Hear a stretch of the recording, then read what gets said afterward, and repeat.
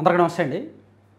ఉండవల్లి అరుణ్ కుమార్ లాంటి వాళ్ళు ఖచ్చితంగా రాష్ట్రానికి, సమాజానికి, దేశానికి ఉండొచ్చా, అవసరం ఉందా లేదా అనేది ఎవరికి వాళ్ళే నిర్ధారించుకోండి, ఎవరికి వాళ్ళే తేల్చుకోండి. అటువంటి వ్యక్తుల వలన రాష్ట్రానికి, సమాజానికి, దేశానికి ఉపయోగం ఉందా లేదా అని.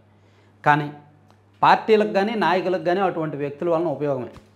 ఎందుకంటే వాళ్ళకు ఒక టాస్క్ ఇస్తే దాన్ని జీవితాశయంగా పెట్టుకొని పోరాడతారు అని ఆయన్ని చూస్తే, ఆయన రోజువారీ ఈ వ్యవహారాలన్నీ చూస్తే చాలా ఖచ్చితంగా అర్థమవుతుంది. ఎందుకంటే ఉండవల్లి అరుణ్ కుమార్ గారు స్వతహాగా ఒక న్యాయవాది, ఒక రాజకీయ నాయకుడు, 2 సార్లు ఎంపీగా చేసిన వ్యక్తి, రాష్ట్రంలో కాస్త గుర్తింపు ఉన్న వ్యక్తి, విపరీతమైన తెలివితేటలు, మాటకారితనం ఉన్న వ్యక్తి. ఆయన ఏదైనా చెప్తే చాలామంది చూస్తారు, చదువుకున్న వాళ్ళు చూస్తారు, చదువులేని వాళ్ళు చూస్తారు. చాలా స్పష్టంగా, అర్థవంతంగా, సులువుగా, సరళంగా చెప్పగలడు ఆయన. అది ఆయన స్కిల్. సో ఆయన ఇంత స్కిల్ పెట్టుకొని, ఇన్ని తెలివితేటలు పెట్టుకొని దేని మీద పోరాడుతున్నాడు? ఒక వ్యక్తి మీద పోరాడుతున్నాడు. రాష్ట్రానికి, సమాజానికి, దేశానికి, ప్రజలకు ఏమాత్రం ఉపయోగం లేని ఒక వ్యవస్థ మీద పోరాడుతున్నాడు. ఎందుకు ఆయన పోరాడుతున్నాడు? దాన్ని ఆయన జీవితాశయంగా ఎందుకు చేసుకున్నాడు అంటారు?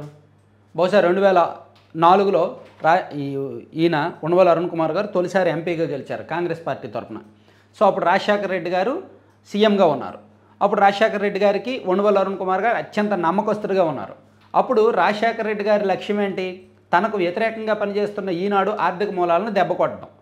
ఆ క్రమంలోనే ఈనాడు ఆర్థిక మూలాలు దెబ్బ కొట్టాలంటే మార్గదర్శిని దెబ్బ కొట్టాలి అని చూసుకొని, మార్గదర్శిలో లోపాలు ఏమున్నాయి, బయట చూస్తే ప్రజల నుంచి ఏమీ ఫిర్యాదులు లేవు, కంప్లైంట్స్ లేవు, ఎక్కడా ఆరోపణలు లేవు, కానీ వీళ్ళు ఏదో తప్పుడు వ్యాపారం చేస్తున్నారు అని అప్పుడే గమనించి, ఎస్, మార్గదర్శి వాళ్ళు ఏదైనా chit funds, financial organisations run చేస్తున్న వాళ్ళు ఎంతైతే ప్రజల నుంచి డిపాజిట్లుగా వసూలు చేస్తారో అంతే ఆర్బీఐ దగ్గర జమ చేయాలి.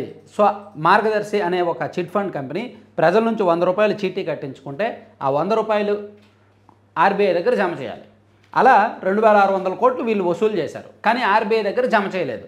ఇది నిబంధనలకు విరుద్ధం. కాబట్టి దీని మీద కేసు కట్టొచ్చు, దీని మీద వాళ్ళని ఇరుకుని పెట్టవచ్చు, ఆ కంపెనీని ముయించేయచ్చు, రామోజీరావు గారిని ఇబ్బంది పెట్టవచ్చు అని అప్పుడు కనిపెట్టి ఆ టాస్క్ మొత్తాన్ని ఉండవల్లి అరుణ్ కుమార్ గారికి రాజశేఖర రెడ్డి గారు అప్పగించారు.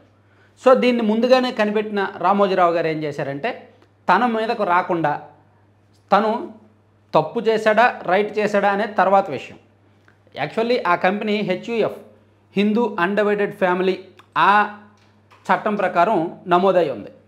కాబట్టి ఏ ప్రైవేట్ లిమిటెడ్ కంపెనీకో లేదంటే ఏ ఎల్ఎల్పీకో దానిలో ఒక రూల్ ఉంది, వీళ్ళు డబ్బులు వసూలు చేస్తే ఖచ్చితంగా అంత డిపాజిట్ కట్టాలి, చూపించాలి అని. కానీ ఈ హెచ్యుఎఫ్ కింద నమోదైన కంపెనీకి ఎటువంటి రూలు లేదు.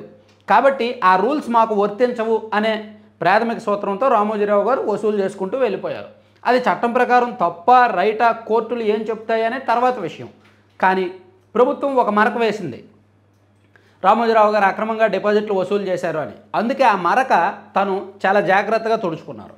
తనకు ఉన్న ఆస్తులను ఈటీవీలో కొంత షేర్స్ అమ్మేసి 2006 నాటికి ఈటీవీ అండ్ ఆ గ్రూప్లో 49% షేర్స్ న్యూస్ 18 వాళ్ళకి, ఎవరికో రిలయన్స్ వాళ్ళకి అనుకుంటా, నాకు తెలిసి వాళ్ళకి అమ్మేసి ఆ అమౌంట్ తీసుకొచ్చి డిపాజిటర్లందరికీ కూడా చెల్లించేశారు. సో దాని నుంచి బయటపడ్డారు. కానీ ఉండవల్లి అరుణ్ కుమార్ గారు దాన్ని వదిలిపెట్టట్లా. అసలు వీళ్ళు తప్పు చేశారు కదా, వెనక్కి ఇస్తే ఇచ్చారు డబ్బులు, కానీ తప్పు చేశారు కదా, దీనికి శిక్ష పడాల్సిందే అనేది ఉండవల్లి అరుణ్ కుమార్ గారు వాదన. అప్పటి నుంచి రాజశేఖర రెడ్డి గారు వెళ్ళిపోయారు, రామోజీరావు గారు వెళ్ళిపోయారు, కానీ ఉండవల్లి అరుణ్ కుమార్ గారు మాత్రం ఆ కేసును వదిలిపెట్టట్లా. నిజానికి మార్గదర్శి వలన ఎవరికైనా నష్టం ఉందా? ఏ ఒక్కరైనా కంప్లైంట్ చేశారా? ఇదిగో మేము మార్గదర్శిలో చీటీలు కట్టి నష్టపోయాం, మేము మార్గదర్శిలో పలానా కట్టి మమ్మల్ని మార్గదర్శి మోసం చేసిందని ఏ ఒక్కరైనా ఫిర్యాదు చేశారా? ఆర్బీఐకి కానీ, ప్రభుత్వానికి కానీ, గత ప్రభుత్వానికి కానీ, ఉండవల్లి అరుణ్ కుమార్ గారికి కానీ ఎవరికైనా ఫిర్యాదు చేశారా? పోనీ కోర్టులో పిటిషన్ వేశారా? లేదు. ఇది కేవలం ఒక రాజకీయ దురుద్దేశంతో వేసిన కేసు. సాధారణంగా కంపెనీలు చాలా వరకు చట్టాలను ఉన్న లొసుగులను వాడుకొని నడుపుతాయి. ఇక్కడ మార్గదర్శి స్కామ్ చేసింది, అక్రమాలు చేసిందని నేను చెప్పట్లా, చట్టంలో ఉన్న లొసుగును వాళ్ళు వాడుకున్నారు. అక్రమాలు చేయడానికి, స్కామ్స్ చేయడానికి, నిబంధనలు ఉల్లంఘించడానికి అండ్ చట్టంలో ఉన్న లోపాలను, లొసుగులను వాడుకోవడానికి చాలా తేడా ఉంటుంది. ఇందులో ఏం చేసినా సాధారణ ప్రజలకు నష్టం కలగకూడదు. సో మార్గదర్శి చేసిన దానిలో సాధారణ ప్రజలకు నష్టం కలగలేదు. అండ్ అక్రమాలు స్కామ్స్ చేసినట్టు ఎక్కడ నిర్ధారణ జరగలేదు. కానీ ఆ ఈనాడు అనే పత్రిక వీళ్ళకి వ్యతిరేకంగా ఉంది కాబట్టి వాళ్ళని దారిలోకి తెచ్చుకోవడానికి వేరే మార్గం లేక ఈ రాజశేఖర రెడ్డి గారు ఉన్నంతకాలం ఆయన ఉండవల్లి అరుణ్ కుమార్ గారి ద్వారా ఫైట్ చేయించారు. ఇప్పుడు ఆ తర్వాత వైఎస్ఆర్ కాంగ్రెస్ పార్టీ వచ్చిన తర్వాత జగన్మోహన్ రెడ్డి గారు కూడా ఉండవల్లి అరుణ్ కుమార్ గారిని ముందు పెట్టి ఆ ఫైట్ నడిపిస్తూ ఉన్నారు. పాపం ఆయన పోరాటం ఒకసారేమో ఆర్బీఐకి లేఖ రాస్తాడు, ఒకసారి సుప్రీంకోర్టుకు లేఖ రాస్తాడు, ఇంకోసారి హైకోర్టులో కొత్త కొత్త పిటిషన్లు వేస్తాడు. ఆయన నిన్న ఆర్బీఐకో దేనికో లేఖ ఏం రాశారంటే ఉండవల్లి అరుణ్ కుమార్ గారు లేఖ సారాంశం జస్ట్ చెప్తా.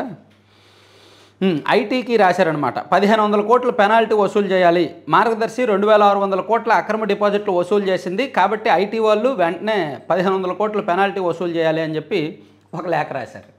అలాగే తెలంగాణ హైకోర్టులో ఒక వాదన వినిపించారు నిన్న.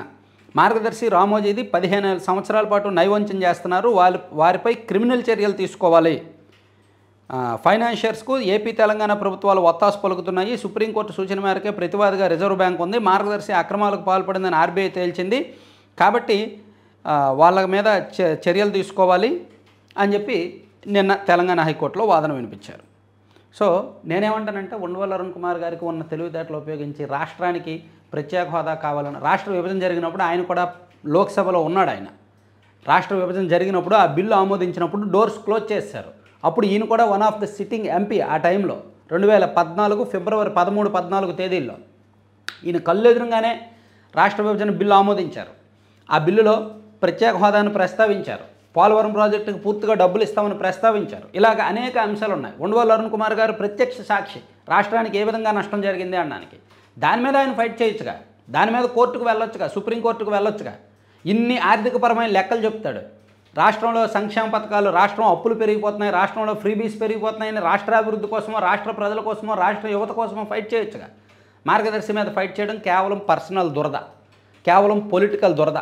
రాజశేఖర రెడ్డి గారు ఆ దురద అంటించేసి వెళ్ళిపోయారు. జగన్మోహన్ రెడ్డి గారు కూడా దాన్ని కొనసాగించమని చెప్తున్నారు, ఉండవల్లి అరుణ్ కుమార్ గారు కొనసాగిస్తున్నారు.